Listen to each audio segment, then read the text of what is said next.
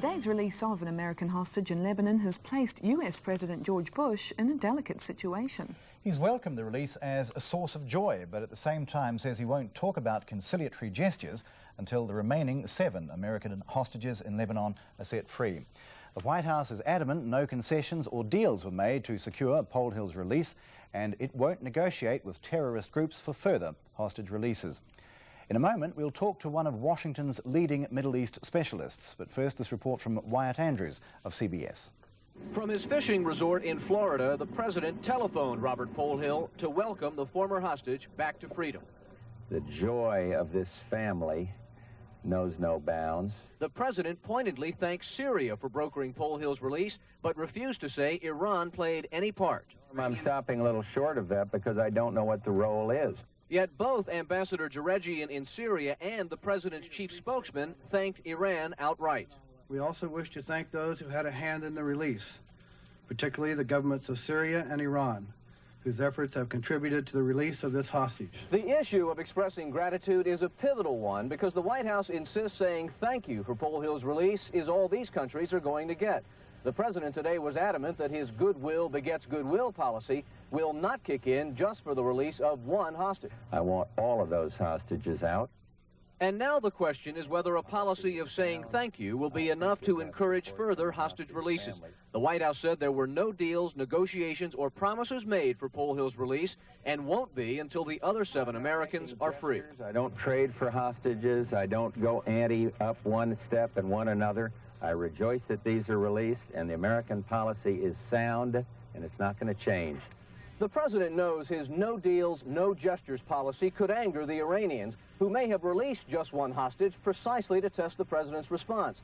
But Mr. Bush, who was badly burned for hostage dealings during the Iran-Contra affair, seems determined now not to do that again. And earlier today, I looked at the latest hostage developments with Dr. Robert Hunter, a Middle East specialist with one of Washington's most prominent think tanks, the Center for Strategic and International Studies. Dr. Hunter was Director of Middle East Affairs at the National Security Council under the Carter administration and responsible for dealing with the 1980 hostage crisis. Dr. Hunter, why do you suppose the Islamic Jihad have chosen this time to release a hostage and perhaps several hostages? I believe they're under intense pressure both from Iran and from Syria. Both of those countries have an interest in reaching out to the West and specifically the United States. Syria is increasingly isolated, especially now that the Soviet Union of Mikhail Gorbachev is being less supportive of Syrian ambitions. For Iran, it's also obvious that in the aftermath of the war, its requirements for help from the West, or at least engagement in the outside economy, are staggering. Neither country can any longer afford to play this game. So these hints we've been hearing of yet another release by Friday may well come to fruition. Well, to the extent that the Iranians have any capacity to influence events, and this moves back and forth, sometimes perhaps day to day, to the extent they have that capacity, yes, I think they are moving in that direction and would like to see at least 2 more hostages come out by the end of the week. Well, this seems to have occurred without any concessions by the United States, indeed without any involvement by the United States. Is U.S. policy vindicated by what's happened? I think it'd be stretching it a bit too much to say there was no involvement. No direct negotiations, I think, is fair, but certainly lots of people have been talking to lots of other people.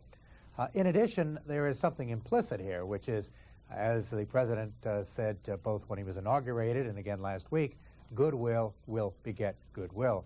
Possibly there is something actually agreed, but certainly he is now in a position where he needs to deliver something tangible, especially for the Iranian regime, that will show that its efforts on the U.S. behalf were not for naught. And yet he's already made it plain that he will make no gestures, that the demand for the release of the remaining hostages is still unconditional. Is that wise? Well, I'm not so sure. He did say that he thanked both Syria and Iran, but then he also took the occasion to take a crack at these countries. And I wonder whether that might not make it harder later this week for the Iranians and the others, whoever's involved, to do what they can to release the hostages. Now, you did indicate a moment ago that you thought the president should make some sort of gesture. What should he do you think? I think in the first place he should resist the temptation to say things negative about either country, and particularly about Iran.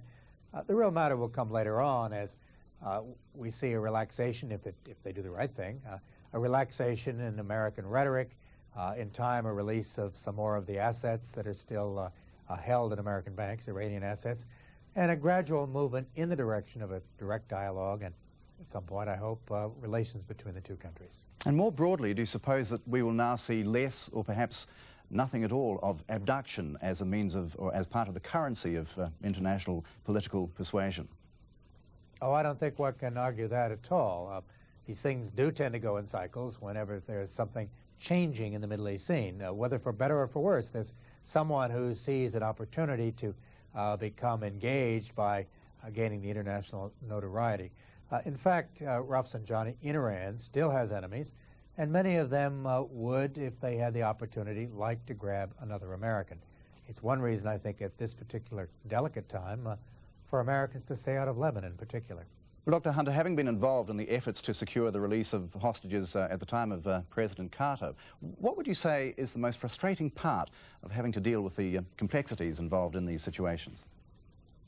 Well, obviously, the greatest frustration is felt by the families of the hostages themselves, many of whom have waited years and seen their hopes rise and then be dashed again. From the point of view of a government official, it's a matter of dealing with people who don't respond to the normal kinds of pressures or admonitions. And in many cases, with hostages in Lebanon, there may be a tiny handful of people who hold a particular individual, and they may have their own agenda that no one can affect. And that's Dr. Robert Hunter of the Centre for Strategic and International Studies in Washington. Still to come, Dr. James Hickey of the Centre for Meteorological Studies in Auckland.